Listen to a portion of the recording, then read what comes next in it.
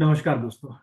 Weekly current affairs की जो series चल रही है उसमें आज हम बात करेंगे 14 मार्च से 20 मार्च तक के करंट अफेयर्स की। और जैसे मैं पहले की वीडियो में भी आप सबको बता चुका हूं कि ये करंट अफेयर्स केवल आपको करंट के टॉपिक कनेक्ट नहीं करेगा। हमारा ये उद्देश्य है कि करंट अफेयर से आप कम से कम एक स्टैटिक जो नॉलेज होता है, history, geography, polity, economics, environmental issues, इसको कवर कर पाएं। किस नेचर के क्वेश्चंस पूछे जा रहे हैं उन नेचर को समझ पाएं। उस पर ये जो है वो सेशन चलाया जा रहा है, ना कि केवल करंट अफेयर्स पे। तो उम्मीद है कि आपको वीडियो अच्छा ही लगेगा, और चैनल को सब्सक्राइब नहीं किया है तो प्लीज़ चैनल को सब्सक्राइब कीजिए। पुराने वीडियो देखने के लिए प्लेलिस्ट फॉलो कीजिए। करंट अफेयर्स की प्लेलिस्ट में इसके पहले के सभी वीडियो जो है वो आपको मिल जाएंगे। बाकी अन्य वीडियो के लिए भी आप चैनल पर, जो अगर कहा जाए, विजिट कर सकते हैं। अब पहला क्वेश्चन हमारा है, 18 मार्च 2025 को अंतर्राष्ट्रीय आंतरिक स्टेशन से वापस लौटी सुनीता विलियम्स निम्नलिखित में से किस मिशन का हिस्सा थी। अब ये प्रश्न को समझिए।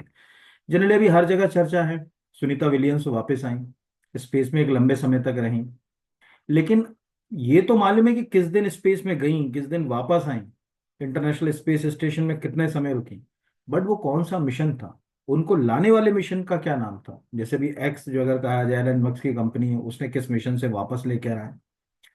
तो यहाँ पर आपको ये क्वेश्चन जब एग्जाम में आते हैं ना, तो सबसे ज्यादा गलत यही होता है, जैसे क्रू 9 मिशन। अब ये क्यों इंपॉर्टेंट है पहले तो समझिए। यहाँ पर ओरिजिनल जो मिशन था उसी की ऑफिशियल वेबसाइट हमने फॉलो करी। उसमें लिखा हुआ crew 9 is the ninth crew जो है वो rotation mission of space x human space transportation system. ये था। कब लॉन्च किया था? तो 28 सितंबर 2024 को लॉन्च किया था यहाँ पर। तो सितंबर, अक्टूबर, नवंबर, दिसंबर, जनवरी, फरवरी, मार्च, एक लंबा जो अगर कहा जाए समय उनको स्पेस में हो गया यहाँ पर।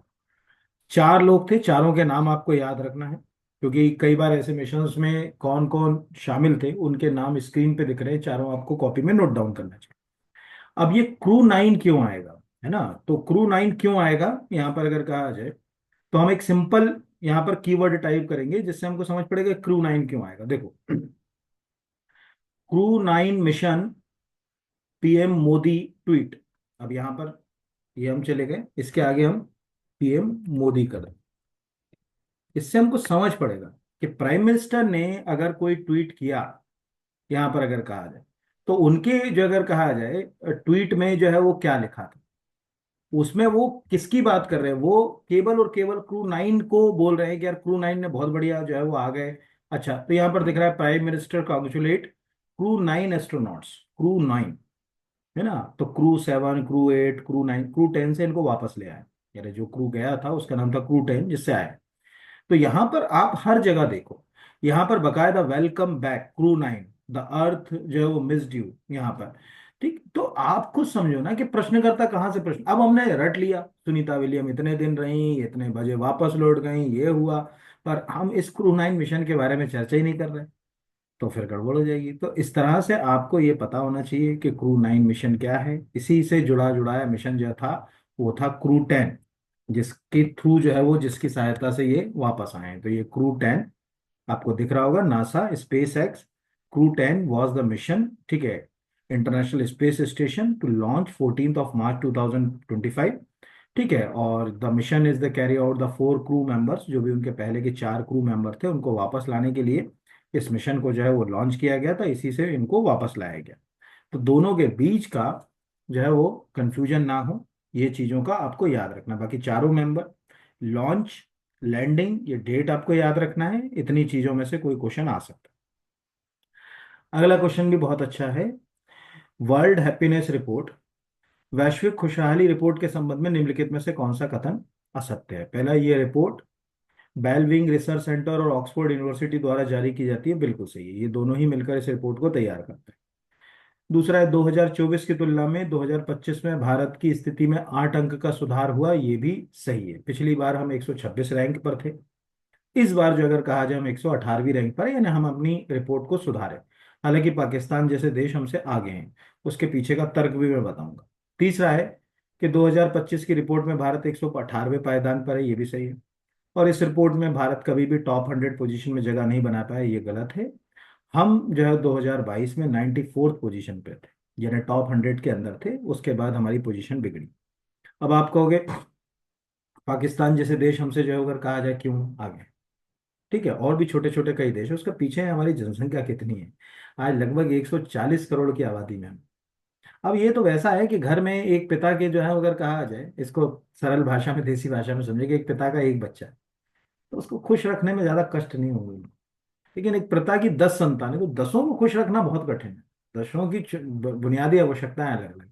तो जिस देश की जनसंख्या जितनी ज्यादा होगी वहां पर आप सोचोगे हैप्पीनेस रिपोर्ट में उसकी रैंकिंग बहुत अच्छी आ जाए, तो नहीं। इसीलिए आप देखो यूरोपियन कंट्रीज जिनकी आबादी बहुत छोटी छोटी, मोस्टली इसमें टॉप 10 में वो कंट्रीज हैं जिनको सबको मिला दो तो भारत की आबादी, सॉरी मध्य प्रदेश की आबादी से भी कम निकली, वो सब इसके अंदर जो है वो जगह बना पाती हैं। मोस्टली जो टॉप 10 टॉप 20 में यूरोपियन कंट्रीज जगह बना।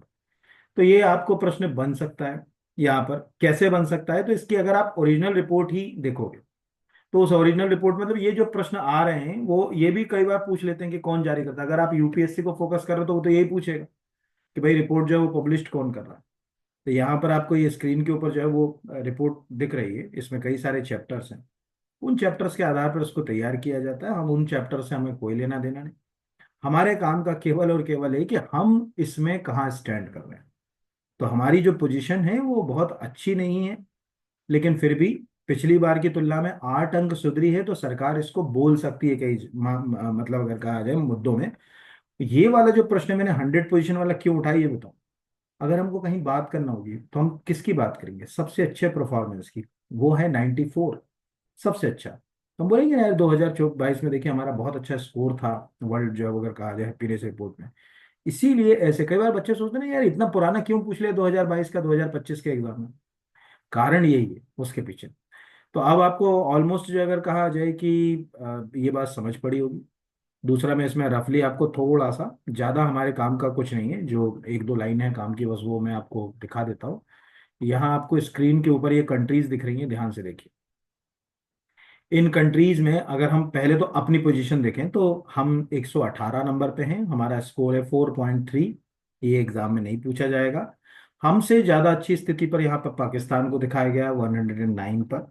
ठीक है, और भी कई छोटे छोटे देश जो अभी युद्ध वगैरह झेल रहे हैं, जस्ट लाइक 99 पर ईरान है, 101 पर इराक है। ये एग्जाम में तो नहीं आएगा, लेकिन आपको समझ में पड़ना चाहिए कि सब कुछ जनसंख्या के ऊपर टिका हुआ है, परिस्थितियों के ऊपर टिका हुआ है। तो उसमें और ऊपर आपको देखो ना, Finland, Denmark, Iceland, Sweden, Netherland, Costa Rica, Norway, Israel, इनकी आबादी मिला लोगे ना तो मध्य प्रदेश की आबादी से भी कम होगी, सबकी मिला लोगे तो ये वाला प्रश्न हमें ऑलमोस्ट समझ पड़ गया। फिर अगला है कि मध्यम घनत्व फाइबर बोर्ड एवं संबंध जो है वो उत्पादन संयंत्र मध्य प्रदेश में कहाँ स्थापित किया जा रहा है। मंडीदीप रायसेन। ये जितने नाम लिखे हैं, पहले तो ये मैं आपको बता दूं कि पेपर बनाते समय हम इस बात को फोकस करते हैं कि जितने तो इसमें कीवर्ड यूज किए जा रहे हैं वो भी अपने आप में क्वेश्चन है। जैसे पूछे रायसेन जो मंडीदीप जो अगर कहा जाए औद्योगिक क्षेत्र किस जिले में आता है, रायसेन।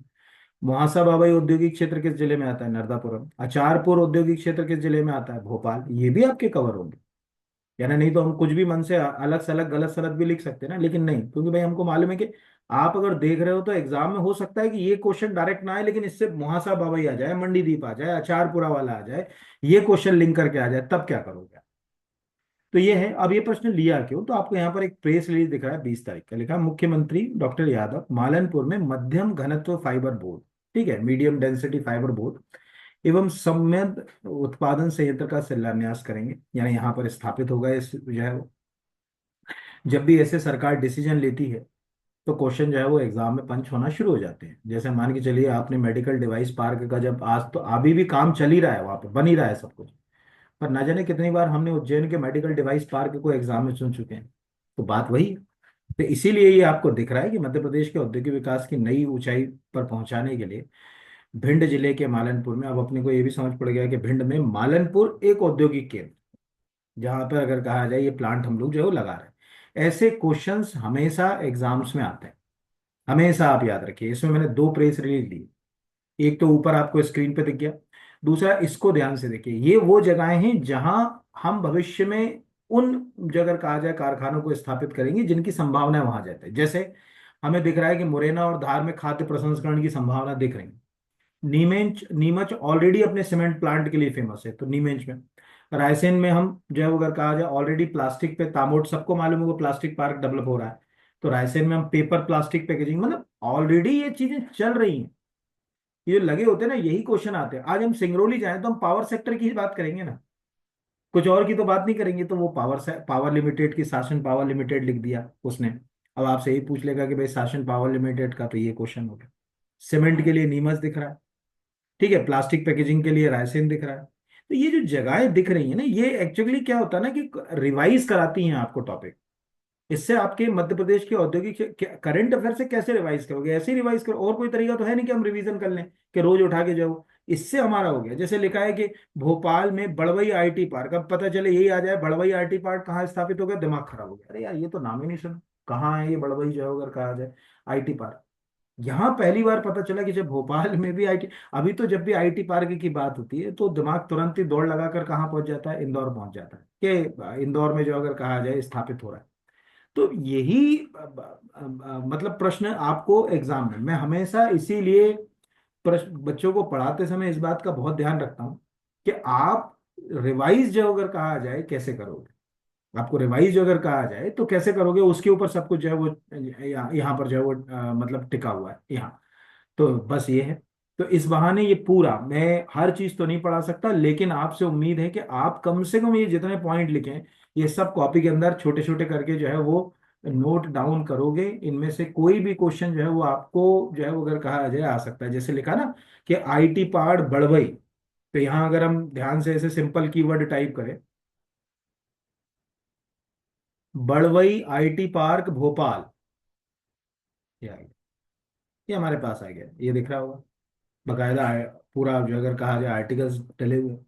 इनमें से कोई भी हम उठाकर जो है वो अगर कहा जाए कि इसमें पढ़ सकते हैं, तो ये एमपी स्टेट इलेक्ट्रॉनिक डेवलपमेंट जो है वो IT park in Madhya Pradesh Bhopal. ये लिखा 212 एकड़ land available the Badwai village near the airport, out of 50 एकड़ land reserve the electronic manufacturing. अब हमको दिख रहा है कि यहाँ पर क्या काम होगा, ये आईटी इंडस्ट्री से जो है जुड़ेगा, यहाँ पर इंडस्ट्रीज जो है वो डेवलप की जाएंगी। ऐसे आईटी पार्क और भी दिख रहे हैं अलग अलग जगहों पर। प्रश्न ऐसे ही पूछे जा रहे हैं आजकल, और हमको इन्हीं प्रश्नों को करना आना चाहिए। फिर अगला है, प्रसिद्ध पॉडकास्टर लैक्स फ्रीडमैन का संबंध किस देश से?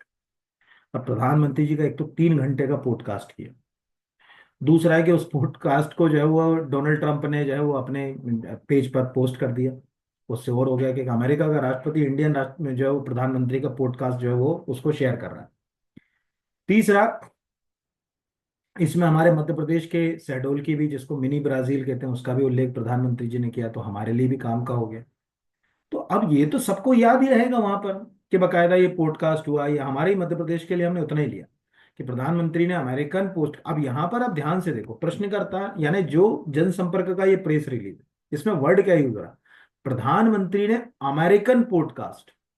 अमेरिकन यानी हमें एग्जाम में जब आएगा ना, तो अमेरिका एग्जाम में जब ये 1 साल बाद कोई क्वेश्चन आएगा या 6 महीने बाद आएगा ना, तो तब कंफ्यूजन होगा कि हाँ यार वो पॉडकास्टर तो था लेक्स फ्रीडमैन, पता नहीं जर्मनी का था कि इंग्लैंड का था कि अमेरिका, वहां कंफ्यूजन है।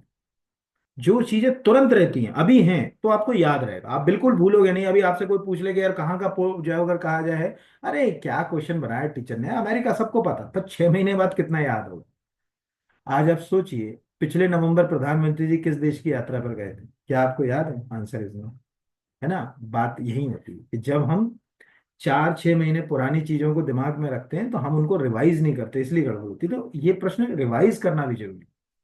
तो ये तो साफ है, शहडोल का उल्लेख प्रधानमंत्री जी ने किया, लेकिन जितना है हकीकत कुछ उससे अलग है। कल ही के दैनिक भास्कर में एक बड़ा आर्टिकल आया है कि वहाँ के बच्चों के पास ग्राउंड नहीं है, कुछ एक 6 एकड़ के आसपास बताया था कि इसमें जमीन है गांव की, उसी पर वो लोग खेलते हैं, नेशनल लेवल के खिलाड़ी भी हैं, बट बड़ी जो है वो समस्याओं से जूझ रहे हैं। तो धरातल पे चीजें क्या होंगी वो एक अलग मुद्दा हो जाता है यहाँ पर। अगला वन लाइन वाला है ना, कुछ क्वेश्चन तो हमेशा वन लाइन फैक्ट में आएंगे, तो ये वाला क्वेश्चन वन लाइन फैक्ट में। तेहरान में आयोजित एशिया महिला कबड्डी चैंपियनशिप में भारत ने किस देश को पराजित कर खिताब जीता? Pakistan, Iran, Malaysia, Turkey. तो ईरान को, एक्चुअल पहले तो ये क्यों इंपॉर्टेंट है कि ईरान में ही हुआ, और ईरान में ही हमने ईरान को पराजित करके चैंपियन जो ट्रॉफी जीत ली। तो यहाँ पर आपको ये इसका रोजगार निर्माण का प्रेस ले लगा। भारत बना 5वीं बार विजेता।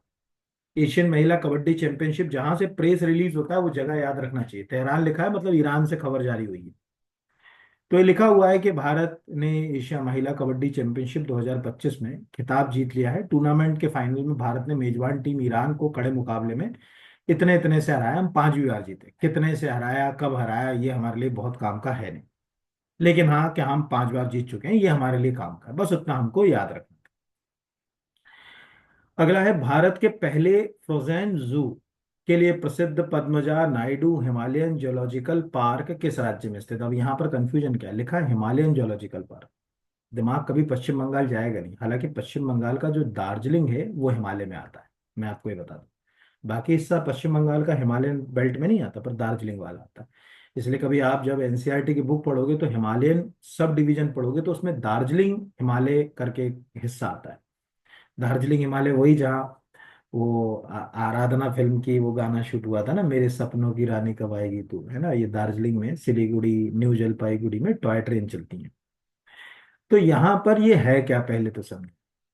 एग्जैक्टली बहुत सारे ऐसे टेम्परेट क्लाइमेट के जीव हैं, जस्ट लाइक हम हमारे भारत में ही बात करें तो मस्क डियर, जिसको हम कस्तूरी मृग कहते हैं, ये हिमालयन बेल्ट में मिलती है। जैसे गंगोत्री नेशनल पार्क चले जाओ आप, है ना, वहां मिल जाएगी। सिक्किम चले जाओ, हिमाचल चले जाओ, वहां मिलेगी। दूसरा स्नो लेपर्ड, ठीक है, हिम तेंदुआ बोलते हैं, ये सिक्किम और इसके आसपास जो है वो मिलता है। ऐसे जीव जो किसी स्पेसिफिक एडॉप्टेशन पे ही जीवित है, वो धीरे धीरे लुप्त हो रहे हैं। अगर हम उनका डीएनए स्टोर करने में सफल रहे तो फ्यूचर में हम उन प्रजातियों को पुनर्जीवित कर पाएंगे, जैसे वो जुरासिक पार्क मूवी में दिखाया गया। तो इस दिशा में ये हिंदुस्तान में पहला कदम है। तो जो फर्स्ट वर्ड आ जाए तो वो क्वेश्चन एग्जाम में 10 साल बाद भी काम आता है। ऐसा नहीं कि वो अभी काम आ गया तो बाद में नहीं काम आएगा, वो बाद में भी काम आएगा। तो दिख रहा है कि वेस्ट बंगाल, अब ये गलत क्यों होगा, क्योंकि जैसे ही हिमालयन जोलॉजिकल पार्क लिखा दिमाग खराब हो गया। उन्होंने कहा या तो सिक्किम दिमाग जाएगा, या हिमाचल जाएगा, या उत्तराखंड जाएगा, या जम्मू कश्मीर। पश्चिम बंगाल बहुत कम का जाएगा। तो एक तो आपका एक नेशनल पार्क तैयार हो गया कि ये नेशनल पार्क का है। दूसरा, इसमें आपको दिख रहा है पूरा आर्टिकल है, इसमें बकायदा दिखा है कि जो भी वहाँ के हिमालयन वन्य जीव है उनका डीएनए हम -196 डिग्री सेल्सियस पर लिक्विड नाइट्रोजन का टेम्परेचर होता है उसमें स्टोर करेंगे। सिंपल वे में कहें तो क्रायोजेनिक टेम्परेचर। -150 डिग्री सेल्सियस से अगर आप नीचे की ओर दौड़ लगाना शुरू करते हैं टेम्परेचर में, तो वो सब पूरा टेम्परेचर क्रायोजेनिक होता है। और हम जो अगर कहा जाए टेक्निकली -273 डिग्री सेल्सियस तक जा सकते हैं, इससे नीचे का टेम्परेचर हमारे पास है नहीं।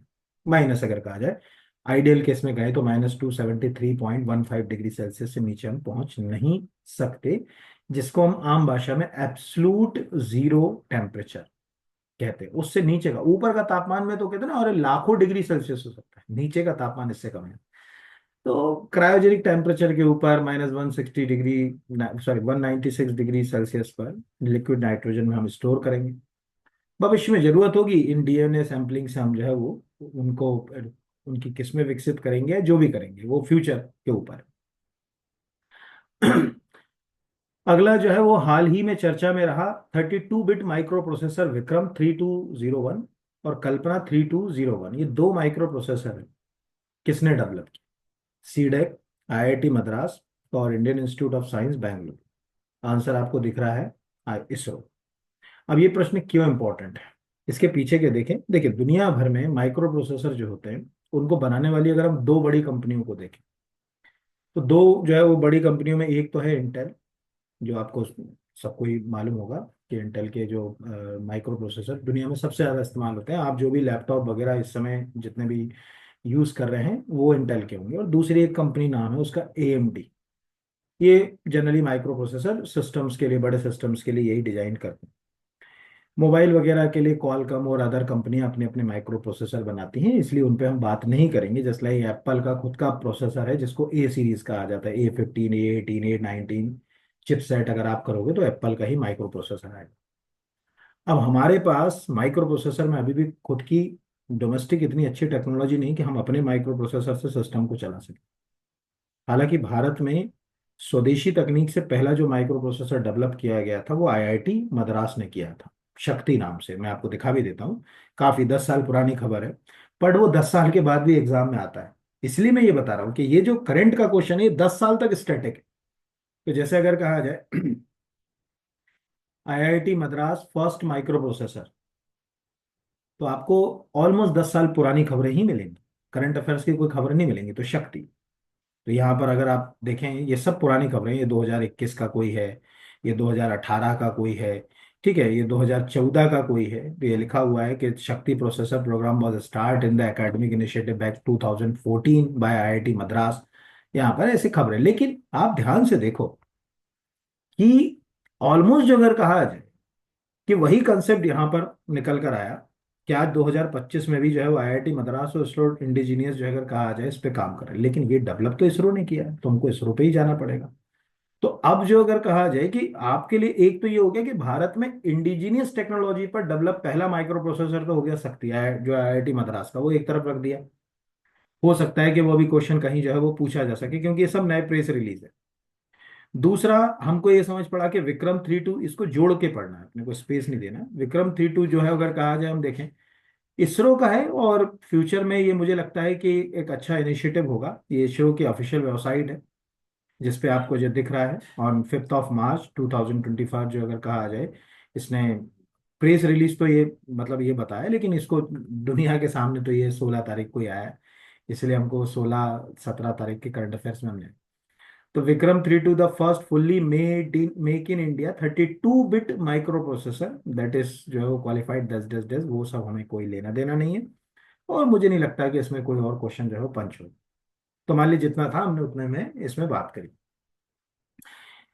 अगला क्वेश्चन है, भारत ने किस देश के साथ मिलकर बोंगो सागर 2025 युद्धाभ्यास किया? Sri Lanka, Myanmar, Bangladesh, Indonesia. मैंने पिछले वीक के करंट अफेयर्स में भी आपको ये चीज बताई थी, खंजर के बारे में हमने बात करी थी पिछले वीक। खंजर जो है वो एक्सरसाइज, मैंने आप सबसे कहा था कि आप एक कॉपी, जहां भी आप करंट अफेयर्स की कॉपी लिखते हैं, उसमें क्या करिए, कुछ सेक्शंस अलग अलग बनाइए। डिफेंस वाला सेक्शन अलग रखिए, आर्ट एंड टेक्नोलॉजी वाला अलग रखिए। जैसे आप अगर खिचड़ी करंट अफेयर्स पढ़ेंगे ना, तो आपका दिमाग, देखो क्या होता है ना, सक्सेस का क्या है कि आपके पास चीजें कितनी अरेंज, कितना जल्दी उसको आप जो अगर कहा जाए आंसर तक लाते हो, वो अरेंजमेंट के ऊपर टिका होता है, दिमाग में अरेंजमेंट और सिस्टम पे अरेंजमेंट।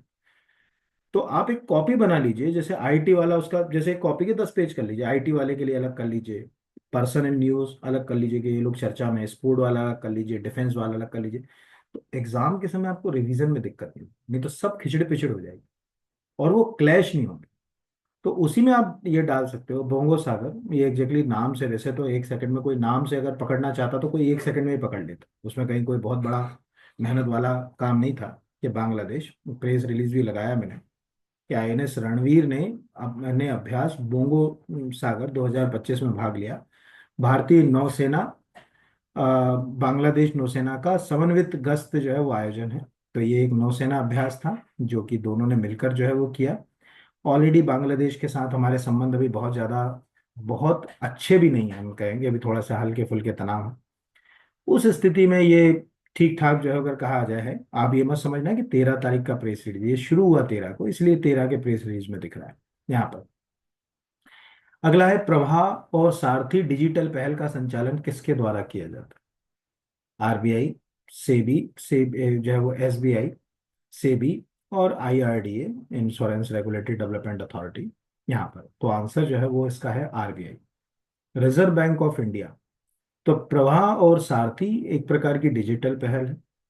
एग्जैक्टली, डिजिटल प्लेटफॉर्म से देखिए ये क्या होता है कि आजकल जैसे आपने देखा होगा मणि, मणि भी जो है वो अगर कहा जाए क्या बोलते हैं कि आरबीआई का इनिशिएटिव है। ई कुबेर भी आरबीआई का इनिशिएटिव है। तो बहुत सारी ऐसी ऐप या बहुत सारे ऐसे पोर्टल हैं जो गवर्नमेंट के कई इंस्टीट्यूशन चला रहे हैं। और चूंकि आईटी आपके सिलेबस में हमेशा रहता है, मतलब आज के समय में आप किसी भी एग्जाम की तैयारी करें तो इंफॉर्मेशन टेक्नोलॉजी पे क्वेश्चन उसमें पंच होते हैं।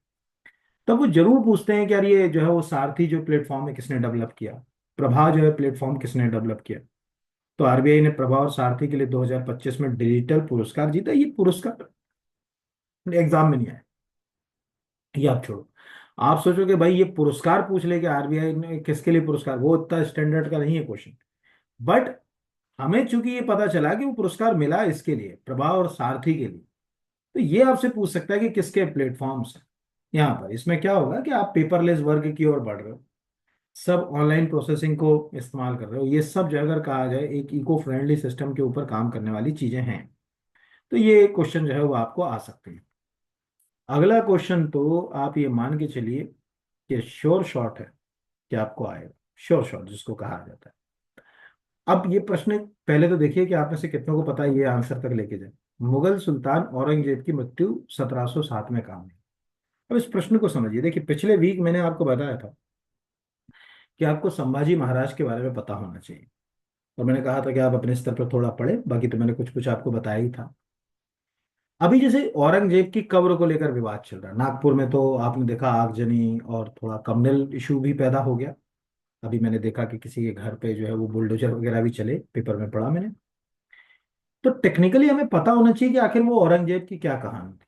तो कम से कम आप औरंगजेब, जैसे उसका नाम आलमगीर था या उसका नाम शाह आलम था, यानी आपको एग्जाम में ऐसे ही क्वेश्चन पूछते हैं कि औरंगजेब का वास्तविक नाम क्या था, औरंगजेब का जन्म, जैसे दाहोद में उसका जन्म हुआ, ठीक है, तो औरंगजेब का जन्म कहाँ हुआ। अब जैसे औरंगजेब अभी जो खुलदाबाद में जो औरंगजेब की कब्र है, ये वहां औरंगजेब की डेथ नहीं, औरंगजेब की डेथ हुई है भिंगार में। भिंगार पड़ता है अहमदनगर में। अब ध्यान से समझिएगा, अहमदनगर वो जगह थी जहां औरंगजेब से पहले मुगल शासक अकबर ने नियंत्रण स्थापित करने की कोशिश करी। आपको याद होगा कि 1595 के आसपास का वो इंसिडेंट, जब मुगल बादशाह अकबर चांद बीबी को हराना चाहते थे, वहां पर अहमदनगर में जो है वो अगर कहा जाए चांद बीबी का शासन था। शायद मेरे मुंह से अहमदाबाद गलती से निकल गया हो, अहमदनगर। तो अहमदनगर में उनका था। धीरे से अहमदनगर के ऊपर मुगलों का नियंत्रण आ गया, और औरंगजेब का नियंत्रण भी अहमदनगर के आसपास था। अब ये प्रश्न क्यों इंपॉर्टेंट है? एक तो अहमदनगर का नाम महाराष्ट्र गवर्नमेंट ने बदल दिया। अब अहमदनगर अहमदनगर नाम से नहीं जाना जाता, अहमदनगर अहिल्यानगर नाम से जाना जाता है। ठीक है, जैसे औरंगाबाद अब संभाजी महाराज नगर है, और अहमदनगर अहिल्यानगर, इसका नाम बदला गया है। तो ये जो आपको दिख रहा है अहिल्यानगर, अगर हम इस ऑफिशियल पेज पर जाएं अहमदनगर के, या अहिल्यानगर जो आप कहना चाहो, इस पर हमको ये पता है, यहाँ पर कहानी या नीचे चले हमारे पूरा भी कोई काम का नहीं, इतना हम पढ़ भी नहीं पाएंगे अभी, और एग्जाम में गए। हाँ ये है कि अहमदनगर जो है, बहमनी एम्पायर जब टूटा 5 हिस्सों में, तो उसमें से एक अहमदनगर किंगडम जो है वो अलग हो गई यहाँ पर, और मलिक अहमद ने इसको खड़ा करा, इसलिए इसका नाम अहमदनगर पड़ा। अगर कोई हिस्ट्री का स्टूडेंट होगा तो उसको इतना ज्ञान होना चाहिए। अब इस पूरी स्टोरी में हमारे काम का है ये वाला सिनेरियो, जो हम नीचे चले गए अभी के लिए करंट अफेयर्स के लिए। बाकी तो आप अगर असिस्टेंट प्रोफेसर हिस्ट्री से तैयार कर रहे तो आपको पढ़ना ही चाहिए, पता होना चाहिए आपको ये चीजें।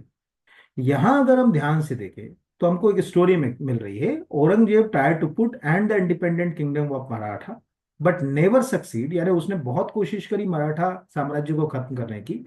ठीक है, this and the last died in, ठीक है, अहिल्यानगर ऑन 21 Feb 1707। 1707 में वो अहिल्यानगर में ही, जो जगह मैंने अभी आपको बताई भंडार, वहां पर उसकी डेथ हो गई। अब प्रश्न है कि जब उसकी डेथ अहिल्यानगर में हुई, यानी यहाँ के भंडार में, तो फिर वो खुलदाबाद में क्यों विवाद हो रहा है उसकी कब्र को लेकर? तो टेक्निकली उसके लिए आपको एक शब्द इस्तेमाल करना पड़ेगा यहाँ पर। ये ध्यान से देखिएगा, जो शब्द मैं बोल रहा हूँ आपको वो काम का भी। औरंगजेब के गुरु का क्या नाम था? ठीक है, ये आप ध्यान से समझिएगा, काम का है क्योंकि ये बुरहानपुर से भी जुड़ा हुआ। तो स्क्रीन पर आपको दिख रहा होगा सैयद जैनुद्दीन सिराजी, ये औरंगजेब के गुरु थे। तो औरंगजेब को जब उसकी डेथ होना था, तो उसने ये इच्छा जाहिर करी थी कि भाई मुझे वहां दफनाना जहां, जो अगर कहा जाए कि मैं, मेरे मतलब गुरु हैं, या जो अपने पीर को, क्योंकि पहले पीर फकीर की जो है वो सिलसिला जो है वो चला करता था, तो हो सकता है कि औरंगजेब के गुरु का नाम आ जाए। ठीक है, अब यहां पर आपको दिख रहा है औरंगजेब के गुरु कौन थे, जिनकी कब्र के पास मुगल शासक। अब ये जो वर्ड दिख रहा है, हाँ ठीक है, यहाँ पर कब्र के पास, इसका मीनिंग तो समझ रहे हैं ना यहाँ पर। तो ये जितने आर्टिकल्स हैं, ये सब आर्टिकल वही बात कर रहे हैं जो हम चर्चा कर रहे हैं कि कौन थे औरंगजेब के गुरु जिनकी कब्र के पास दफनाया गया मुगल बादशाह। तो औरंगजेब खुलदाबाद में दफनाया गया, लगभग इससे 130 135 किलोमीटर की दूरी पर। ओरिजिनल जो अगर कहा जाए उसकी डेथ वहां हुई। प्रश्नकर्ता के ऊपर हो सकता है अगले साल पीएससी में ये पूछ ले क्या करोगे आप। तो हमारे ही पास से जो है वो गुजरात, मतलब मध्य प्रदेश से लगे हुए गुजरात वाला बैंक, वहां दाहोद में उनका, औरंगजेब का जो है वो जन्म हुआ था। थोड़ा बहुत औरंगजेब के बारे में आप जरूर पढ़ लीजिएगा। है ना, जैसे शिवाजी महाराज के साथ औरंगजेब के, जैसे टिटिया पुरंदर के बारे में, राजा जयसिंह और जो है वो अगर कहा जाए शिवाजी महाराज के बारे में, शिवाजी महाराज की आगरा यात्रा के बारे में, यहाँ पर ये सब चीजें पढ़िएगा, क्योंकि अब ये जैसे कहते हैं ना कि इतिहास एक जिन की तरह होता है, उसको रगड़ दिया जाए तो वो पूछता है क्या हुक्म है मेरे यहाँ का, है ना, तो वो प्रश्न आना शुरू हो जाता है।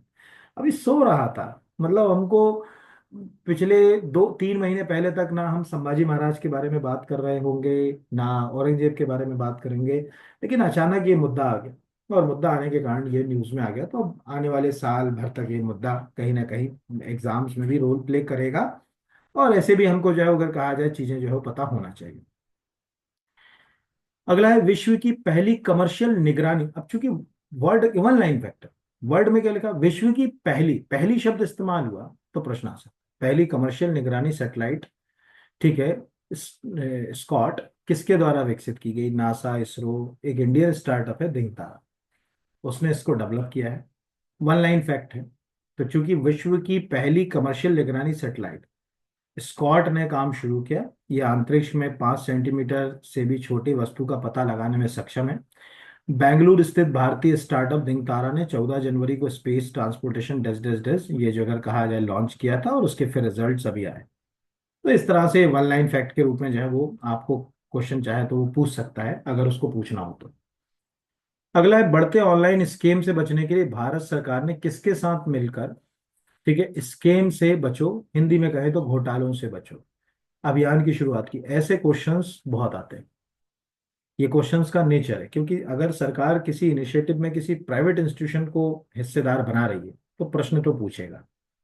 तो घोटालों से बचो या स्कैम से बचो, तो मेटा, मेटा मतलब ऑलमोस्ट सबको मालूम होगा कि मेटा जो है वो फेसबुक का ही अब नया नाम है। पहले तो फेसबुक था, अब तो फेसबुक नाम ही खत्म हो गया, अब तो हम मेटा ही नाम से उसको ज्यादा जानते हैं।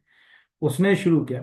अच्छा, दूसरा, आप हमेशा एक चीज जो अगर कहा जाए ये याद रखिएगा, कि जैसे ही आपके दिमाग में, जैसे सपोज मान के चलिए अभी आपको मेटा आ गया वर्ड, एक अच्छे बच्चे की या स्टूडेंट की पहली खासियत ये होती है कि उसके दिमाग में ये तुरंत क्लिक होना चाहिए कि अगर मैंने मेटा वर्ड या सुना है, तो मेटा वर्ड का संबंध किससे है, मेटा किसकी कंपनी है, उसके कौन कौन से प्रोडक्ट अभी मेटा के हैं, ये सब चीजें आपको पता होना चाहिए।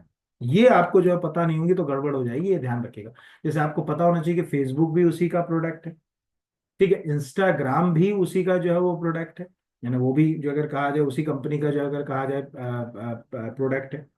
व्हाट्सअप को भी उसने जो है वो अगर कहा जाए प्रोडक्ट के रूप में, यानी ये मैं क्यों बता रहा हूँ, अभी आपको एक अगर मेटा प्लेटफॉर्म पे काम करने वाले प्रोडक्ट है, ठीक है, first one is Facebook, second is Instagram, third is WhatsApp, ठीक है, उपरोक्त सभी। क्यों मैं ये बोल रहा हूँ, आपने अगर चीजों को दिमाग के साथ अरेंज करना शुरू नहीं किया, उनको जोड़ना शुरू नहीं किया, तो एग्जाम में दिक्कत तो होती है, वहां थोड़ी क्लिक होता। अभी क्लिक, अच्छा, अपना व्हाट्सअप जो है वो फेसबुक का ही है, इंस्टाग्राम फेसबुक का ही है, फेसबुक खुद फेसबुक का ही है, यानी मेटा का। तो अब जो अगर कहा जाए हम इसको मेटा के नाम से जान रहे हैं, आज 2021 से जो है वो मेटा के नाम से ही जाना जा रहा है।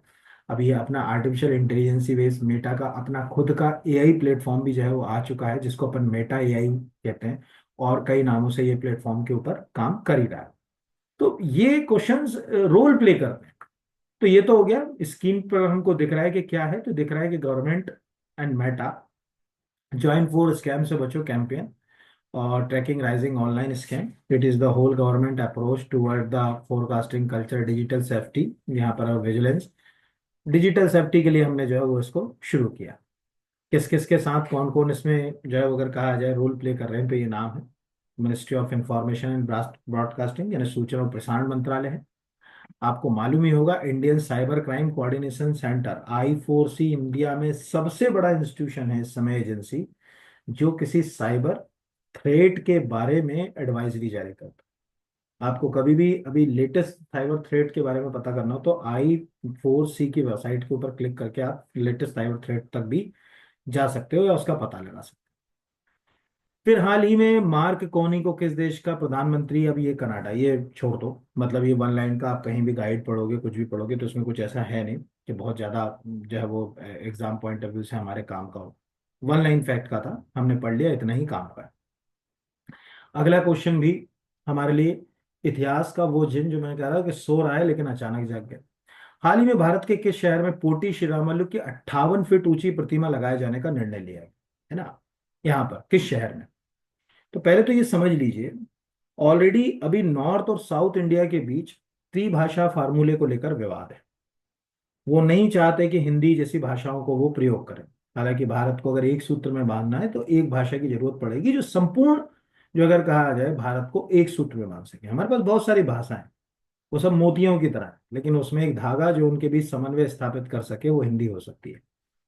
मैं इसलिए नहीं बोल रहा कि मैं हिंदी भाषी हूँ, लेकिन वास्तव में ये बात सच्चाई है कि हमको एक भाषा से अपने आप को प्रेजेंट करना आना चाहिए वैश्विक समुदाय के लिए। इसीलिए कई देश जो अगर कहा जाए आगे निकल गए कई चीजों में। तो एक्चुअल क्या है, एक तो अभी ये चल रहा है 1965 में तमिलनाडु में पहली बार एंटी हिंदी ऑपरेशन शुरू हुआ। आप कभी 1960s का तमिलनाडु का इतिहास पढ़ेंगे तो वहां मिलेगा।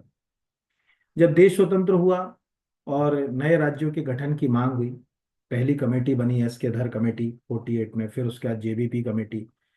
इन कमेटियों के रिकमेंडेशंस के बावजूद हम कुछ बड़ा नहीं कर पाए, और फाइनली जो है अगर कहा जाए, पोटी श्रीरामलु जो सामने स्क्रीन पे नाम है, उन्होंने एक हंगर स्ट्राइक की, यानी भूख हड़ताल।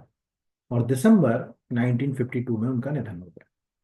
उनके निधन से आक्रोशित हो गए दक्षिण में आंध्रा क्षेत्र के लोग, क्योंकि वो उस समय मद्रास प्रेसिडेंसी का हिस्सा था आंध्र प्रदेश। तो सरकार दबाव झेल नहीं पाई और फाइनली कहा कि हम जो है वो लैंग्विस्टिक बेसिस पे पहला स्टेट बनाएंगे आंध्र प्रदेश, और 1 अक्टूबर 1953 को आंध्र प्रदेश भाषाई आधार पर भारत का पहला राज्य जो है वो बन गया। उसके जस्ट बाद हमने फजल अली कमेटी अपॉइंट करी, उसने रिकमेंड करा। उसकी रिकमेंडेशन के बाद 7वां संविधान संशोधन। ये क्यों सुना रहा हूँ, उसके पीछे का तर्क समझिएगा। फजल अली कमेटी लेकर आए, फजल अली कमेटी की रिकमेंडेशन पे संविधान में 7वां संविधान संशोधन हुआ, जिसे हम सामान्य भाषा में राज्य पुनर्गठन अधिनियम 1956 कहते हैं। 14 राज्य और 6 संघ शासित प्रदेश आए, लेकिन उसके बाद भी हम भाषाई आधार पर राज्यों की गठन की मांग को ठीक तरह से सॉर्ट आउट नहीं कर पाए, क्योंकि 1956 में जो 14 राज्य और 6 संघ शासित प्रदेश आपने बना दिए, उसके बावजूद 1 मई 1960 को बॉम्बे स्टेट स्प्लिट हो गया और दो नए राज्य अस्तित्व में आ गए भाषाई आधार पर। एक महाराष्ट्र जो मराठी भाषा बेस्ड था, और गुजरात जो गुजराती था। तो वो चुनौती तो तब भी थी और आज भी है। अब आज क्या है कि अभी ऐसे ही तीन भाषा के फॉर्मूले को लेकर विवाद है। और उस स्थिति में अगर कहा जाए आंध्र प्रदेश स्टेट में पोटी श्रीरामल्लू की प्रतिमा लगाई जाए, तो किसी मुद्दे को जब कोई चीज लग रही है तो लोग चर्चा भी करेंगे। आज आप सोचो, मैं आपको करंट अफेयर पढ़ा रहा हूँ, आपसे चर्चा कर रहा हूँ कि क्या मुद्दा रहा, तो आपके बीच में भी दिमाग में एक प्रश्न जनरेट हो गया ना, अच्छा ऐसा हुआ था, भाषाई आधार पर ऐसे राज्य गठित हो रहे थे। तो ये एक इंपॉर्टेंट रोल प्ले करता है। तो अब ये मतलब जैसे कहते हैं ना, आग में तेल डालने वाला या पेट्रोल डालने वाला काम वैसा। हालांकि वो राज्य के ऊपर निर्भर करता है, राज्य क्यों प्रतिमा स्थापित करता है, कैसे करता है। अच्छा भी है, वो उनका बड़ा कंट्रीब्यूट है, पोट्री श्यामल्लू का बड़ा एक कंट्रीब्यूट है। आज आंध्र प्रदेश उनके कारण है, तेलुगु भाषी लोगों को उनका खुद का राज्य मिला हुआ है, तो वहां वो प्रतिमा स्थापित हो रही है पोटी श्यामल्लू की 58 फीट की।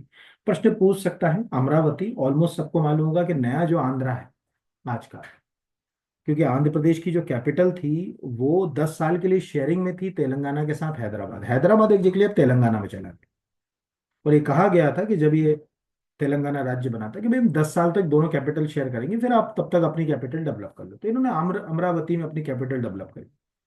वहीं आपको दिख रही है Andhra CM Naidu announce 58 foot statue, जो अगर कहा जाए from the statehood icon Potti Shyamalu. तो उनके राज्य के लिए एक बहुत बड़ा नाम है। हम स्टूडेंटों की नज़र से अगर देखें कि भाई स्टूडेंट के लिए, तो हमको समझ पड़ा कि वो आंध्र प्रदेश के गठन कब हुआ, भाषाई आधार पर 1953 पूछ सकता है। पोटी श्रीरामल्लू ने राज्य की गठन की मांग कब करी, 1952 में करी। पोटी श्रीरामल्लू की डेथ कब हुई, तो दिसंबर 1952 में हुई। ये प्रश्न हमारे लिए इसमें से निकल कर आते हैं। बाकी के लिए तो जो है प्रश्न अलग से अलग है, वो उनको अलग से अलग देखना। हमारे और आपके काम का जो प्रश्न है वो यहाँ पर ये निकला। इसलिए ये इंपॉर्टेंट जो है वो क्वेश्चन जो है वो हो सकते हैं। अगला क्वेश्चन है, गोवा में आयोजित 14वें अंतर्राष्ट्रीय आवासीय सम्मेलन में फ्लाई ऐश के कुशल प्रबंधन के लिए मध्य प्रदेश के किस ताप विद्युत संयंत्र को पुरस्कृत किया गया? तो तीनों को किया गया। अब ये प्रश्न हमारे लिए इंपॉर्टेंट बहुत कम है, लेकिन हमने लिया क्यों ये समझे। पहले तो ये देखें कि स्क्रीन के ऊपर आपको दिख रहा है फ्लाई ऐश के कुशल प्रबंधन के लिए मिला राष्ट्रीय पुरस्कार। प्रश्न क्यों लिया हम, ये भी समझना जरूरी है। प्रश्न में हमको दिख रहा है कि नीचे ताप विद्युत संयंत्र लिखे हुए हैं तीन, और ऊपर लिखा हुआ है फ्लाई ऐश। तो हमारा एक क्वेश्चन तो ये हो गया कि जहां जहां थर्मल पावर प्लांट है यानी कोयले से बिजली पैदा हो रही है, वहां उड़ती हुई राख जैसे हम फ्लाई ऐश कहते हैं उसका चुनौती है। और फ्लाई ऐश एनवायरनमेंट के लिए अच्छी नहीं मानी जाती, वो वायु प्रदूषण के लिए भी उत्तरदायी। हालांकि आजकल फ्लाई ऐश का इस्तेमाल ब्रिक्स यानी ईंट बनाने में किया जाने लगा, बड़े पैमाने पर फ्लाई ऐश की जो है वो ईंट बन रही। तो वो यही प्रश्न कर रहा है कि इन लोगों ने क्या करा, उसको मैनेज किया। वो फ्लाई ऐश उड़े इधर उधर, उससे अच्छा है कि उसको ब्रिक्स में या अन्य जो भी काम है उसमें जो है वो इन्होंने मैनेज किया। तो एक तो ये स्टैटिक क्वेश्चन हमारा तैयार है। मतलब एक स्टैटिक क्वेश्चन हमारा तैयार हुआ कि भाई फ्लाई ऐश इनमें से कहाँ, किन औद्योगिक क्षेत्रों में फ्लाई ऐश ज्यादा देखने को मिलती है। तो मोस्टली 95% तो आप आंसर तक जाओगे तो थर्मल पावर प्लांट, ताप विद्युत गृह, जहाँ कोयले से बिजली बनाई जाती है वहां मिलेगी। सेकेंडरी अगर हम इसको छोड़ दें, इसके अलावा अगर हम बात करें तो जहां पर सीमेंट प्लांट्स होते हैं वहां भी कुछ जगह पर हमको फ्लाई ऐश रिलेटेड इश्यूज देखने को मिलते हैं। दूसरा, उसमें तीन जो है वो थर्मल पावर प्लांट का उल्लेख है। अब आप ध्यान से देखो, आपको एक अनोखी चीज बता, आप अभी इसके पहले जो असिस्टेंट प्रोफेसर के पेपर हुए उनमें ध्यान से देखो, ये सब क्वेश्चन आ चुके हैं। उसने पूछा यहाँ पर कि जो है वो सतपुड़ा ताप विद्युत गृह कहाँ है, आंसर सारणी। देखो आप पुराने पेपर में जाओगे तो आपको मिल जाएंगे पूरे क्वेश्चन। तो अभी आपको करंट, मतलब आप इस चीज को समझिए कि करंट अफेयर्स को पढ़ने से आपका स्टैटिक पोर्शन जो है वो कैसे तैयार। अब हमारे सामने हो गया कि यार संत सिंगाजी ताप विद्युत गृह दोंगलिया में है, और दोंगलिया पड़ता है खंडवा जिले में। यानी ये जो अगर कहा जाए, हमारे पास एक क्वेश्चन स्टैटिक तैयार हो गया कि खंडवा जिले के दोंगलिया में संत सिंह, क्योंकि वहाँ निमाड़ में तो आपको मालूम है निमाड़ के कबीर संत सिंगाजी को हमेशा जो है वो कहा जाता है। तो एक ये हमारे लिए यूनिक क्वेश्चन पहला। दूसरा, जो अगर कहा जाए सतपुड़ा ताप विद्युत गृह सारणी, तो ये बैतूल जिले में पड़ता है। ये भी हो गया कि सतपुड़ा पर बैतूल सतपुड़ा पर्वतमाला में स्थित है, और वहां पर जो है वो सतपुड़ा जो अगर कहा जाए ताप विद्युत गृह। ये क्वेश्चन भी जो है वो आपसे पंच जो है वो किया जा सकता है, इसमें से भी कोई क्वेश्चन जो है वो आपसे आ सकता है यहाँ पर। तीसरा, जो अगर कहा जाए कि अमरकंटक ताप विद्युत गृह अनूपपुर चचई, तो ये भी पूछा जा सका है कि चचई जो ताप विद्युत गृह किस जिले के अंदर है। आप देखो, अगर आप ज्यादा दूर मत जाओ, आपको पुराने ताप विद्युत, मतलब वो दो तीन तरह से इनसे क्वेश्चन पूछ रहे हैं। पहला तो ये पूछ रहे हैं कि जो थर्मल पावर प्लांट है उसको कोयला कहाँ से मिलता है ना। जैसे संत सिंगाजी तो पूछेगा कहाँ से कोयला मिलेगा। सतपुड़ा, अब दिख रहा है कि सतपुड़ा है, सारणी है, तो छिंदवाड़ा और बैतूल के आसपास जितनी भी कोल माइंस होंगी उन्हीं से कोयला मिलेगा। हम और तो जो अगर कहा जाए किसी से बात ही नहीं कर सकते, किसी और कोल कोल माइन से जो अगर कहा जाए कोयला मिलेगा। तो ऐसे क्वेश्चन एग्जाम में आपको लगता है कि यार ये तो करंट अफेयर्स में पढ़ा, करंट नहीं, इससे आपका स्टैटिक पोर्शन तैयार होता है। बस ये है कि शर्त ये रहती है कि आप उसको बिल्कुल स्टैटिक मत पढ़िए। जैसे मैंने इसको अधूरा टाइप कराया, आपके लिए अधूरा टाइप कराया, मैं अपनी तरफ से पूरा करा देता तो आपके लिए कुछ नहीं था। आपको क्या लिखना है, संत सिंगाजी ताप विद्युत गृह दोंगलिया जिला खंडवा में स्थित है, ये आपका पूरा आंसर हो गया। सतपुड़ा ताप विद्युत गृह सारणी बैतूल जिले में स्थित है। अमरकंटक ताप विद्युत गृह चचई अनूपपुर जिले में स्थित। यानी आप ऐसे जो अगर कहा जाए लिखोगे, तब जाके कहीं जो अगर कहा जाए आपको क्वेश्चंस पंच बनेंगे, या जो भी क्वेश्चन आ रहे हैं वो आंसर तक आपको जो है वो लेके जाए। नहीं तो जैसी गाड़ी चल रही है वैसी की वैसी जो है अगर कहा जाए गाड़ी जो है वो चलती रहेगी, उसमें कुछ मुझे बताने की जरूरत ही नहीं यहाँ पर। तो ये टेक्निकली हमको ये याद रखना है। फिर एलन मस्क की कंपनी एक्स के द्वारा भारत के आईटी अधिनियम की किस धारा के खिलाफ कर्नाटक हाईकोर्ट में याचिका दायर की गई। धारा 67 खा, धारा जो है वो 69 खा, धारा 70 और धारा 79। अब ये समझिए, धारा 79 को अगर आप ध्यान से पढ़ेंगे उसमें लिखा हुआ है सरकार को राइट है कि कोई ऐसा कंटेंट है जो लग रहा है कि यार कुछ डिस्टर्ब पैदा कर सकता है, उसको हटा सकती है। कंपनी को बोल रही है हटाने को, नहीं हटा रही तो खुद हटा सकती है। तो ये कंपनी क्या कह रही है कि ये हमारी अभिव्यक्ति की आजादी का हनन है। और गई भी कौन से हाई कोर्ट में, जहां पर अगर कहा जाए एंटी स्टेट गवर्नमेंट है। जस्ट लाइक अगर कहा जाए कि उसको बीजेपी के खिलाफ एक्शन लेना है तो कांग्रेस वाले राज्य में जाके कोर्ट में जो है वो पिटिशन फाइल करें। अब हमारे लिए प्रश्न क्या हो गया, हमारे लिए इसमें से तीन क्वेश्चन जो है वो निकल कर आए। पहला, आईटी अधिनियम कब बना, तो 2000। आईटी अधिनियम में ये धारा कब जोड़ी गई, तो 2008 में अमेंड किया अधिनियम, और अमेंड करके जो है वो इसमें ये धारा जोड़ी गई। तो पहले तो इस आर्टिकल को देखो, यहाँ पर ये एबीपी न्यूज का आर्टिकल है। एलन मस्क की कंपनी एक्स कॉर्प ने कर्नाटक हाईकोर्ट में भारत सरकार के खिलाफ याचिका दायर करी। उन्होंने भारत सरकार के आईटी अधिनियम की धारा 79(3) क्लॉज बी पर सवाल उठाए। कंपनी का कहना है कि यह नियम गैरकानूनी है और अनियमित सेंसरशिप सिस्टम बनाता है, जिसके तहत कंटेंट को ब्लॉक कर प्लेटफॉर्म के संचालन को प्रभावित किया जाता है। सरकार चाहे, और ये जरूरी भी है कुछ जगहों पर ध्यान रखना, हमको अगर हमारे देश में कम्युनल हार्मनी बनाए रखना है तो बहुत सारी चीजों को मॉनिटर, हम अमेरिका या यूरोप की तरह अभिव्यक्ति की आजादी वाले देश में नहीं है भैया। ठीक है, कहना आसान होता है, यहाँ के हिसाब से किसी देश के हिसाब से चुनौतियां बहुत यहाँ पर अलग होती है ना। तो इस धारा में बताया गया है कि किन परिस्थितियों में सरकार को इंटरनेट के कंटेंट को ब्लॉक करने का अधिकार है।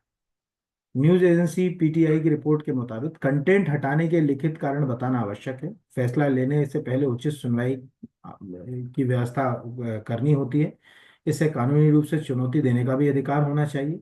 सोशल मीडिया एक्ट ने कहा कि भारत सरकार ने इन सब में से किसी भी नियम का इस्तेमाल नहीं किया। अब बाकी यहाँ ऑलरेडी पहले भी कई विवादित धाराएं हो चुकी हैं, जैसे 69A। तो आपको मालूम होगा कि आईटी एक्ट में सबसे चर्चित केस, कभी आपको पढ़ना हो मौका मिले तो श्रेया सिंघल केस याद करिए। ठीक है, जिसने, जो अगर कहा जाए, 69A को अनकॉन्स्टिट्यूशनल डिक्लेयर कर दिया था। अकॉर्डिंग टू आर्टिकल 19 ये हमारी अभिव्यक्ति की आज़ादी का हनन थी।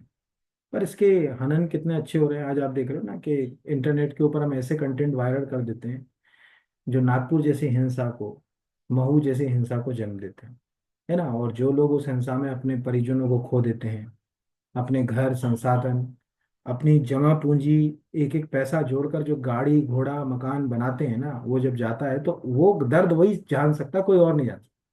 एक आदमी ने एक एक पैसा जोड़कर कोई बाइक खरीदी हो ना, जब वो जल जाती है, दूसरा तो क्या सोचता है कि इंश्योरेंस कंपनी दे देगी, है ना। लेकिन वहाँ चैलेंजेस, वो जब जलती है तब उसको समझ पड़ता है। तो कुछ चीजें तो मुझे लगता है कि सेंसरशिप में कभी होना भी जरूरी होती है। सब चीजों को अगर हम स्वतंत्र और निष्पक्ष कर देंगे तो उसका लोग दुरुपयोग, क्योंकि देखो फायदे जो है से ज्यादा दुरुपयोग ज्यादा करते हैं हम चीजों का। तो ये तो बेसिक है, ऑलमोस्ट हमको समझ पड़ गया है कि क्या क्वेश्चन इसमें बन सकता है। इस बहाने आपको एक रफली सबको आज से याद रखना है। देखिए, आईटी एक्ट 2008। अब आता नहीं क्वेश्चन ऐसे, बट अब आपको हो सकता है कि अगले साल, क्योंकि आपके सिलेबस में तो हो सकता है कि आपसे ये पूछ ले कि जो अब इंफॉर्मेशन टेक्नोलॉजी एक्ट है, उस एक्ट के तहत टोटल जो है वो सेक्शन कितने, यही पूछ ले। क्या करोगे आप यहाँ पर अगर कहा जाए एक्ट के अंदर टोटल जो है वो चैप्टर कितने, यही पूछ ले, क्या करोगे आप। तो ये ऐसी जगहों पर कोष्टक के अंदर, मतलब आप अपनी अवेयरनेस से इसको जो है वो लिखें कि भैया चैप्टर बता रहा है तो यार चैप्टर जो अगर कहा जाए 13 चैप्टर में डिवाइड है, यहाँ पर ये अपनी अवेयरनेस से करना जरूरी होता है। यहाँ पर हर समय प्रश्न आए ऐसा जरूरी नहीं है, लेकिन किसी समय परिस्थिति के अनुरूप वो प्रश्न एग्जाम में अपनी एक जगह बनाना शुरू करता है, तब आता है। तो ये आपको टोटल चैप्टर आ सकते हैं, एक्ट मतलब सेक्शंस पूछे जा सकते हैं। इनमें से कोई भी क्वेश्चन पूछ सकता है, वो उसके ऊपर है कि क्या पूछेगा। वो तो मैं भी नहीं बता सकता कि क्या क्वेश्चन जो है वो पूछने वाला जो है वो पंच करेगा, कैसे करेगा यहाँ पर। तो बस यही एक क्वेश्चन जो है वो हमारे लिए इम्पोर्टेंट था। अब ये क्वेश्चन बहुत पुराना है, लेकिन हम नए तरीके से पढ़ रहे हैं। क्यों पढ़ रहे हैं पहले तो देखें। गरीबी का आकलन करने के लिए रंगराजन कमेटी की सिफारिश किस वर्ष है? आंसर है 2014। तो पहले समझे। अभी एक हफ्ते पहले कई सारे पेपरों में, ऐसा नहीं कि दैनिक भास्कर में ये आर्टिकल, कई पेपरों में ये आर्टिकल आया। उस आर्टिकल में सरकार की खिंचाई की गई, लिखा नया फार्मूला, यूपी व बिहार से ज्यादा गरीब मध्य प्रदेश राजस्थान में 12 साल में गरीबी की आबादी 29.5% से घटकर 4% रह गई। अब ये पूरा जो आर्टिकल छपा कि किस राज्य में कितनी गरीबी है, तो चूंकि हम बहुआयामी गरीबी से बाहर निकल रहे हैं, गरीबी से नहीं निकल रहे, कई पैरामीटर्स होते हैं, मल्टी डायमेंशनल पॉवर्टी से तो हम धीरे धीरे बाहर निकल जाएंगे। अब ये प्रश्न क्यों इंपॉर्टेंट, तो यहाँ देखिए तीसरी लाइन पढ़िए, लिखा यह आकलन, यहाँ पर ये देखिए, ये आकलन, अब ध्यान समझिएगा, ये आकलन रंगराजन कमेटी वर्ष 2014, सी रंगराजन कमेटी जो है एग्जैक्टली आरबीआई के गवर्नर थे डॉक्टर रंगराजन, उनकी चेयरमैनशिप में कमेटी बनाई गई थी पॉवर्टी का पता लगाने के लिए, है ना। वो भी मैं थोड़ा सा स्टोरी बता दूंगा। गरीबी का फार्मूले के लिए किया गया खपत आधारित इस फार्मूले में शहर में 1410 और गांव में 960 रुपए प्रति माह से कम खर्च करने वाला व्यक्ति, यदि आप गांव में हो और आप 961 रुपए खर्च करते हो हर महीने, तो सरकार की नजर में आप गरीब नहीं हो। और शहर में अगर आप 1411 रुपये खर्च करते हो तो सरकार की नजर में गरीब नहीं हो। आप सोच जो है तमाचा है ना हमारे मुंह पे ये। तो एक्चुअली ये फार्मूले ही इतने उलझे हुए थे। कहानी ऐसी है, देखो इसको भी मैं समझा देता हूँ कि भारत में शुरुआत में हम जो गरीबी का आकलन करते थे वो करते थे कैलोरी बेस्ड फार्मूले पर, दांडेकर रथ जैसे फार्मूले, उससे हमने कैलोरी के आधार पर गरीबी का आकलन किया। जिसमें अगर कोई व्यक्ति गांव में रहता है तो 2400 कैलोरी, और शहर में रहता है तो अगर वो डेली उसको 2100 कैलोरी मिलती है तो हम ये मानते हैं कि वो गरीब नहीं है। इससे कम मिलती है तो हम उसको गरीब मानते हैं। धीरे धीरे हमारे फूड सिक्योरिटी बढ़ी, अनाज का उत्पादन बढ़ा। कैलोरी बेस्ड फार्मूले के आधार पर गरीबी निकालना थोड़ा चुनौतीपूर्ण हो गया। तो सरकार ने समय समय पर कई कमेटी अपॉइंट करी, जिनमें सबसे चर्चित कमेटी 2005 के आसपास की तेंदुलकर कमेटी थी। उस तेंदुलकर कमेटी की रिपोर्ट ने पर डे के हिसाब से आपकी कितनी पर कैपिटल इनकम जो आ रही है, प्रति व्यक्ति की कितनी आय आ रही है, उसके आधार पर गरीबी का निर्धारण कर दिया। उस पर विवाद खड़े हो गए। तो जब विवाद खड़े हो गए तो 2014 में रंगराजन कमेटी की रिकमेंडेशन है, ये भी विवादित ही है देखा जाए तो आज हमारे लिए है कि ये प्रश्न क्यों आते हैं। अब क्या होता है कि पेपर वाले ने आपसे प्रश्न पूछ लिया कि गरीबी का आकलन लगा के लिए रंगराजन कमेटी किस वर्ष अपॉइंट की गई थी। आंसर है 2014। अब प्रॉब्लम ये है कि आप वहां दिमाग लगा रहे हो कि यार इतना पुराना प्रश्न क्यों पूछा, मतलब इसका डेट का क्या रिलेवेंट है। रिलेवेंट इससे है कि टॉपिक अभी न्यूज में चल रहा है। इसमें जो है वो कई जो है इकोनॉमिक एक्सपर्ट ये बोल रहे हैं कि टेक्निकली जो अगर कहा जाए, लेकिन ना ये से अर्थशास्त्री क्या कहते हैं, तो देश में गरीबी घट नहीं रही बल्कि बढ़ रही। The journal of the foundation of जो अगर कहा जाए डेस डेस डेस, इन्होंने कहा कि ये जो इसके मापदंड है वो इसमें जो अगर कहा जाए फिट नहीं बैठ। हम जिन मापदंडों पे जो है वो काम कर रहे हैं कि वो फिट जो है वो बैठना हमारे लिए संभव नहीं। तो ये एक बुनियादी बात यहाँ पर निकल कर आती है। ये क्वेश्चंस आते हैं। मल्टी डायमेंशनल पॉवर्टी जरूर कम हो रही है, ठीक है, वो एक अलग मुद्दा है, कभी होगा तो आपको पढ़ाएंगे उसको भी यहाँ पर। फिर अगला क्वेश्चन जो है वो है world para athletic grand prix नई दिल्ली 2025 में भारत किस स्थान पर रहा। तो प्रथम स्थान, वन लाइन का है, कोई मेहनत वाला नहीं। इसको हम सोचेंगे इसमें कोई दिमाग खर्च करें तो कुछ हमको जो है वो दिमाग खर्च करने की जरूरत है नहीं। इसमें कोई क्वेश्चन जो है वो आपको आएगा नहीं, ये आपको याद रखना। तो ये क्वेश्चन जो है वो आपको एग्जाम में जो है वो पूछे जा सकते हैं। अब ये तो मैंने एमसीक्यू के रूप में बता दी। कुछ क्वेश्चन मैंने यहाँ आपके लिए बेसिक अलग से जो है अगर कहा जाए लिए हैं, जो मैंने एमसीक्यू के रूप में नहीं बना, लेकिन मैंने आपको अवेयर करने के लिए बताया। जैसे लिखा हुआ है कि वर्ल्ड कंज्यूमर राइट डे जो है वो 15 मार्च। अब ध्यान से समझिएगा, नेशनल कंज्यूमर राइट डे और वर्ल्ड कंज्यूमर राइट डे में बड़ा अंतर। क्वेश्चन कहाँ गलत होते हैं एग्जाम में, ये कुछ क्वेश्चंस इसमें मैंने इसलिए लिए कि क्वेश्चन गलत होते हैं कि प्रश्नकर्ता आपसे वर्ल्ड पूछ रहा है, आप जो अगर कहा जाए उसको आंसर में जो अगर कहा जाए इंडियन बोल रहे हो। तो ये वर्ल्ड कंज्यूमर यानी विश्व उपभोक्ता दिवस मनाते हैं कि जब 1962 में जॉन ऑफ कैनेडी अमेरिका के बड़े चर्चित राष्ट्रपति थे, उन्होंने जब एड्रेस किया संसद को, उस दिन को यादगार बनाए। लेकिन अगर हम इसी की जगह यहाँ पर national consumer right protection day, जब हमने उपभोक्ता अधिकार संरक्षण अधिनियम 1986 पारित किया, उसकी खुशी में हम 24 दिसंबर को, ये मैंने क्यों आपके लिए लिया क्वेश्चन। यही क्वेश्चन एग्जाम में जल्दबाजी में गलत होता है।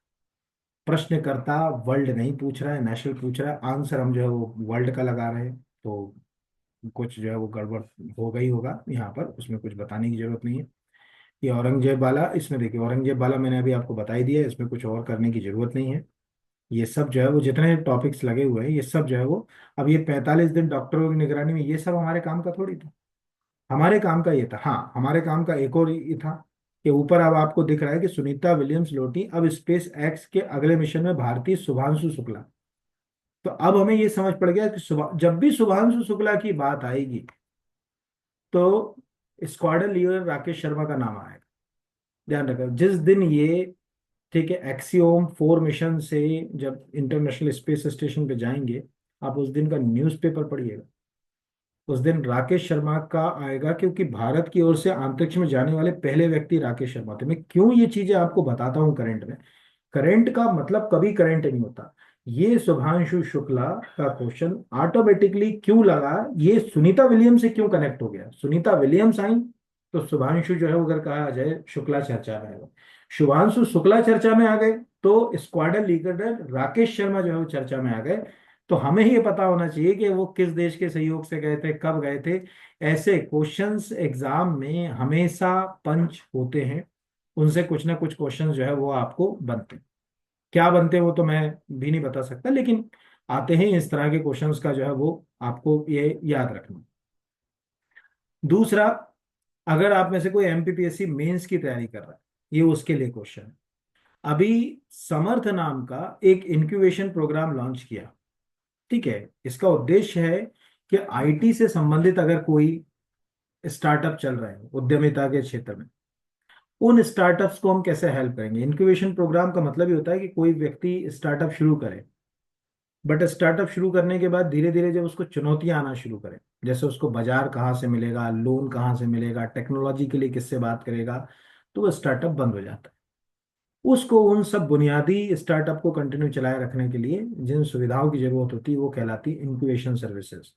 उसमें इंक्यूबेशन प्रोग्राम या इंक्यूबेशन सेंटर्स हम लोग शुरू करते हैं। उसमें इस समर्थ नाम का शुरू किया कि बाकी किसी एग्जाम में ये क्वेश्चंस रोल प्ले ही नहीं कर सकते, या इसका जो है वो कोई रोल है नहीं या आएगा भी नहीं, ये ध्यान रखिएगा। यही प्रश्न जो है वो आपको याद रखना। ये वाला क्वेश्चन, भारत का व्यापार घाटा 3 साल के निचले स्तर पर, तो अब आपको पता होना चाहिए व्यापार घाटा क्या होता है। यहाँ पर है ना, प्रश्न मैंने नहीं बनाया लेकिन मैंने लिए, क्यों लिए, 18 मार्क। आपको पता होना चाहिए कि व्यापार घाटे के अंदर दो चीज आएंगी। पहला, एक्सपोर्ट और इंपोर्ट का जो अंतर है वो व्यापार घाटा। अगर आपका एक्सपोर्ट ज्यादा है, एक्सपोर्ट ज्यादा और इंपोर्ट कम है, तो घाटा नहीं होगा, सरप्लस, उसको बोलते हैं trade surplus. Trade surplus Hindi में बोलेंगे व्यापार अधिशेष।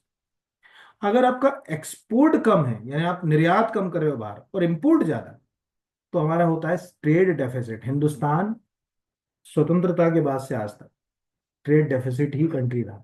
हम घाटे वाली, हमने आयात ज्यादा किया है, निर्यात कम किया है। 3 साल में क्यों कम पहुंच गया? इसीलिए क्योंकि अभी यूरोप और अमेरिका के बीच कॉन्फ्लिक्ट है, तो यूरोपियंस हमसे उम्मीद पाल रहे हैं। इसीलिए जो अगर कहा जाए हमारा इधर थोड़ा सा जो है वो एक्सपोर्ट बढ़ रहा है, एक बेनिफिट है।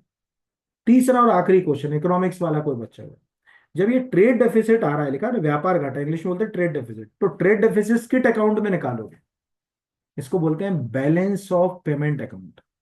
भुगतान संतुलन खाता, वह खाता जिसमें सभी आयात निर्यात की जानकारी जाएगी, वो बैलेंस ऑफ पेमेंट अकाउंट कहलाता है। आप सोचो कि ये चीजें भी एग्जाम में रोल प्ले करती हैं। ऐसा नहीं कि ये रोल नहीं प्ले करती, ये सब जो अगर कहा जाए रोल प्ले करती है, आपस में लिंक हैं। इनमें से कोई ना कोई जो अगर कहा जाए क्वेश्चन एग्जाम में आ सकता है। क्या पूछेगा वो देखने वाली बात है उसके ऊपर।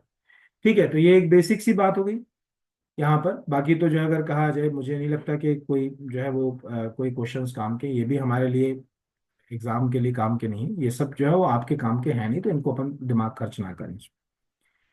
इस तरह से ये करंट अफेयर्स, इस वीक के करंट अफेयर्स में ज्यादा टॉपिक थे नहीं, थोड़े से ही टॉपिक थे, बट ऑलमोस्ट मैंने कोशिश करी जितने थे उनको बताने की। तो चैनल को सब्सक्राइब नहीं किया है तो प्लीज चैनल को सब्सक्राइब कीजिए। और अगर आप में से कोई फूड सेफ्टी ऑफिसर के एग्जाम की तैयारी कर रहा है, तो बहुत ही हेल्दी कोर्स है। BR एकेडमी का ऐप डाउनलोड करके स्टोर फीचर का उपयोग करके इस कोर्स को डाउनलोड कर सकते हैं, परचेस कर सकते हैं।